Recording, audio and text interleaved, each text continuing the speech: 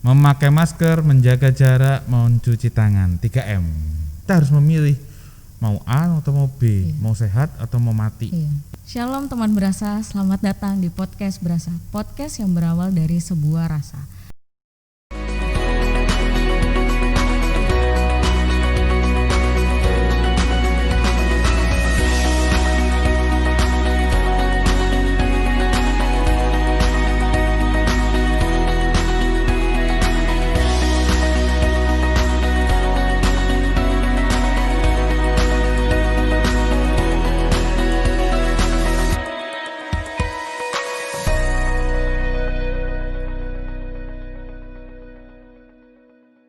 Selamat malam Dr. Prima Tantowibowo dan Penatu Wasi L. Cahyadi Pamungkas. Nah, Dr. Prima tuh apa aja ya yang dilakukan selama di rumah sakit, dan apa aja sih yang harus dilakukan selama masa pandemik ini untuk menjaga protokol atau gimana?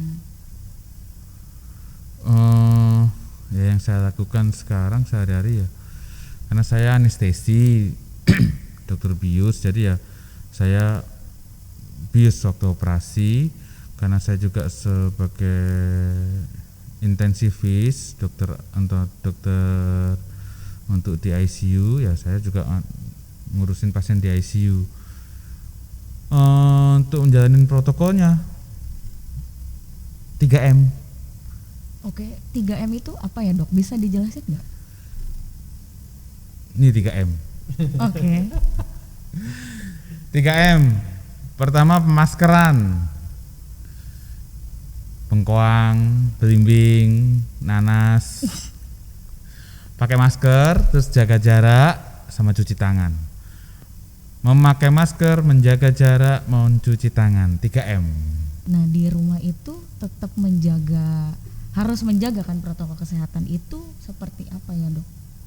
Nah, ini yang agak repot buat saya karena dari rumah sakit.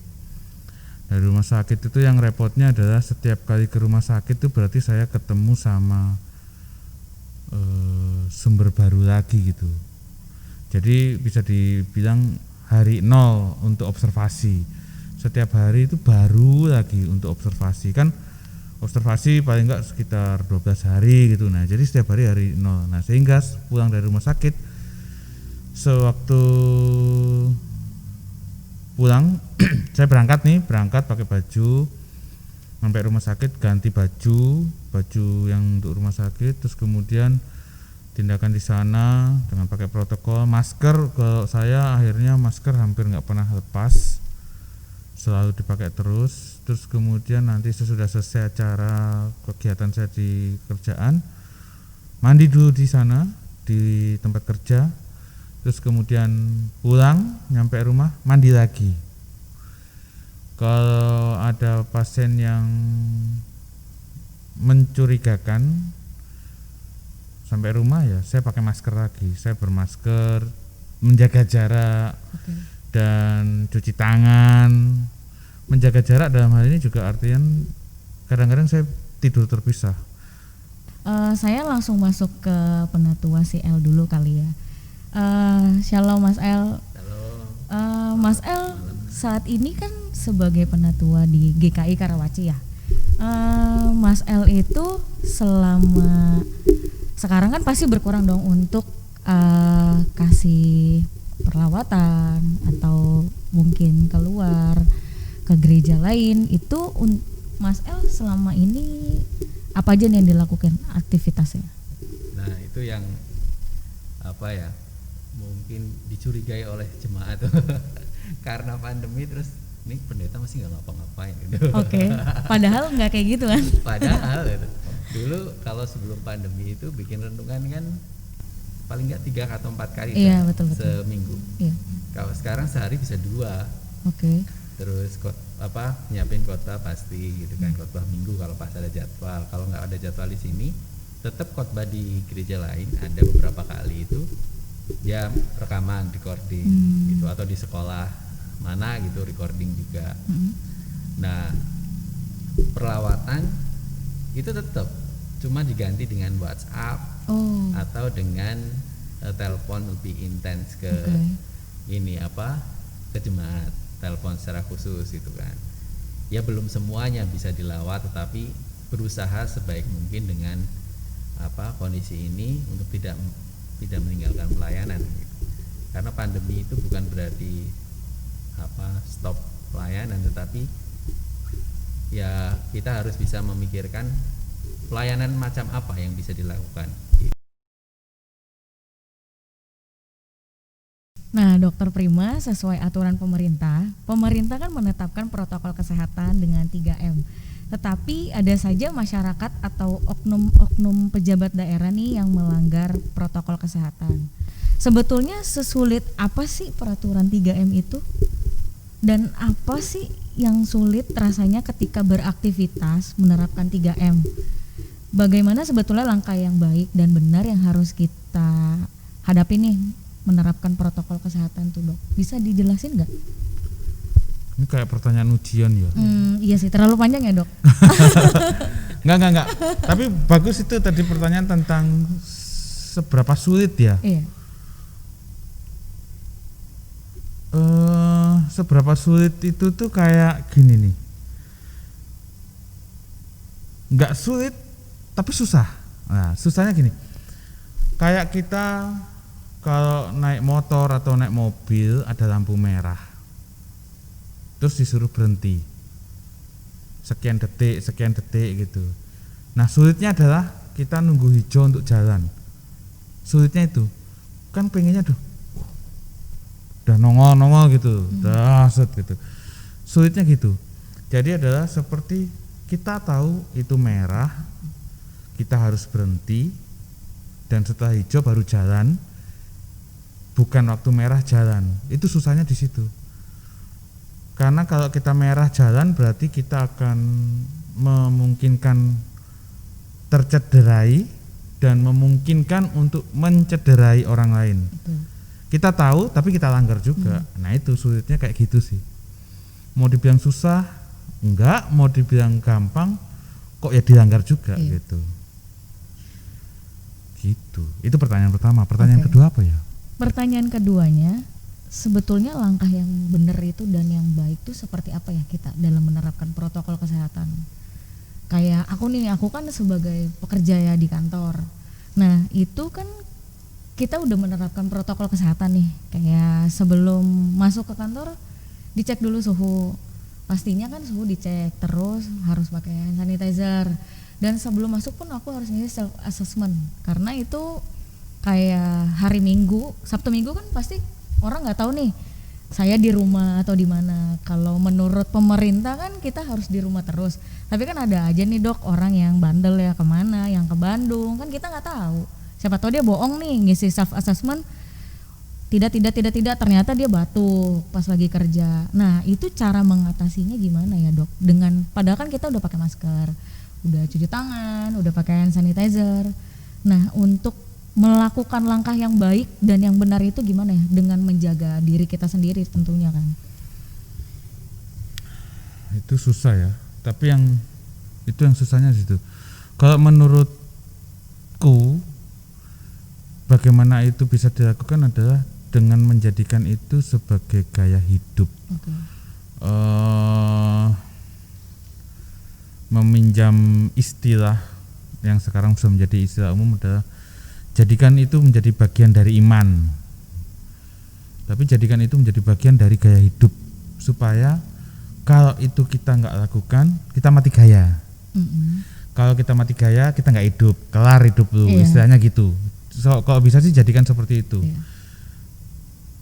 Itu yang susah. Bagaimana menjadikan gaya hidup, kalau nggak dilakukan itu mati gaya, kalau nggak mati gaya, kalau udah mati gaya berarti kelar hidup lu, itu yang susah. Memang nggak nyaman soalnya pakai masker, jaga jarak, cuci tangan, itu nggak nyaman. Untuk kalau aku aja ya di tempat kerja karena terpapar cukup banyak, berarti harus sering cuci tangan. Ya lama-lama kulit juga terganggu, jadi ya kelembutannya jadi berkurang. Jadi kayak kering-kering gitu ya? Iya, jadi nggak menarik. Jadi tapi udah nggak cantik lagi tangannya. Nggak cantik betul. Tapi mau milih mana sekarang dengan era pandemi ini, memang kita memang harus harus kembali lagi bahwa kita harus memilih mau A atau mau B, mau sehat atau mau mati. Itu sih. Kalau lo mau sehat ya lo ikutin, kalau lo nggak mau ya udah lo mati gitu ya, aja ya kan. Tapi kalau misalnya lo mau sehat ikutin. Kalau mau mati aja sendiri. Jangan ngajak-ngajak gitu. Benar. Tapi susah ya? Susah banget sih. Iya. Kayak aku sebagai pekerja aja nih ya, kayak kita harus pakai masker bener-bener 8 jam.